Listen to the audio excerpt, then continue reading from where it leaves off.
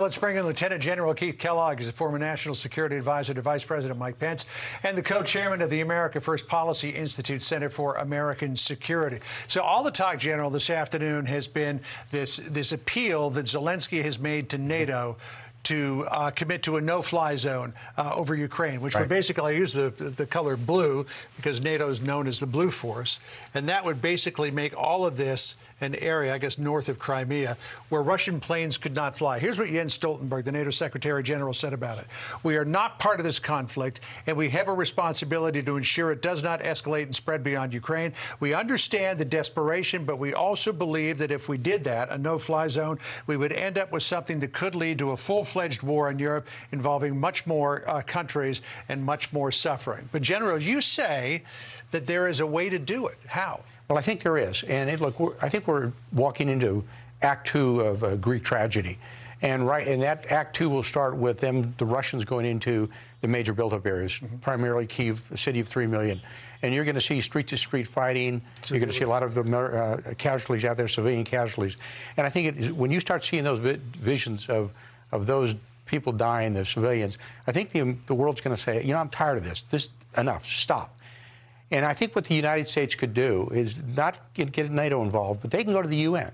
And they could say under Articles 27 and 52, wait a second, there's a way to do this. Have a UN no-fly zone, not a NATO no-fly zone where Article 5 doesn't apply. And who would enforce that? Well, the UN. Well, we would probably involve it under UN cover. But under both of those articles, all you need is 9 of the 15 votes of the UN Security Council to get it moving. And according to Article 50, Russia veto?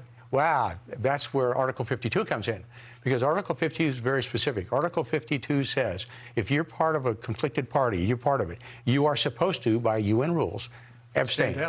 So, and if we could get an interlocutor like Macron to pick up the phone and call Putin and call maybe President Xi and say, hey, look, we want you both to abstain. Look, Putin is not winning this fight. Putin is losing this fight. And he would look at ways to say, well, where's my off-ramp?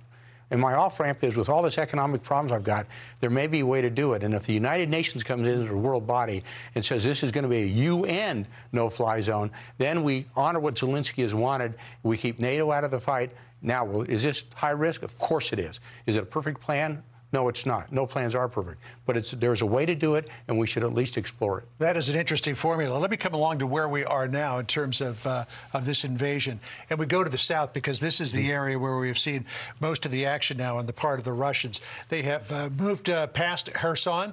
Apparently now they're heading toward Mykolaiv, which inevitably follows the road which goes this way right into Odessa. I assume that the Russian plan is to surround the back part of Odessa, because you see you've got rivers over here on this side. You could basically cut the city off. And then at the same time, they're moving up here to the northeast to Mariupol. And then here at Enerhodar, they have captured the Zaporizhia nuclear power station. In terms of strategic positioning, what does that give Russia now that it can use for the future? Well, Odessa would be a fight in the city, because that's the third largest city. It's going to be a major battle if they want to go in there. And you're right about the plan doing that. It's probably to cut it off and isolate it, and then I'll have it from the sea access and from the ground access if they want to go in there. On the nuclear power plant, you asked a question a couple of days ago, and it was a great question. And I think people really didn't pick up on it. What they're trying to do is shut down the power grid. This is an attack on the civilian populace of Ukraine, and you caught it. And they've now got both of the major power plants, the nuclear power plants. Fortunately, there's 2 more on the western edge. They can't get to those at all. But if you start shutting that down, there's clearly an attack on the humanitarian centers, and without power, it's going to start putting more and more pressure on them. I think that's why they're doing it. Look, I think what they did was absolutely way out of bounds. I know in the American military, we would put big boxes around them, no fire areas, you don't go into those, and they've just accelerated the problem that they have right now. In terms of the psychological aspect of all of this, General, we got news today that Ukraine claims that one of its snipers took out I guess what is one of the leading generals of the airborne assault into Ukraine.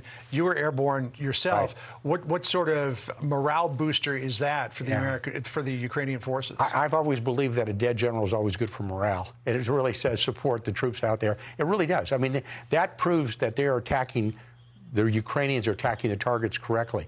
Now, I get it. It's a backhanded compliment to the Russians. That's what I expect airborne commanders to do, to be at the front of the fight.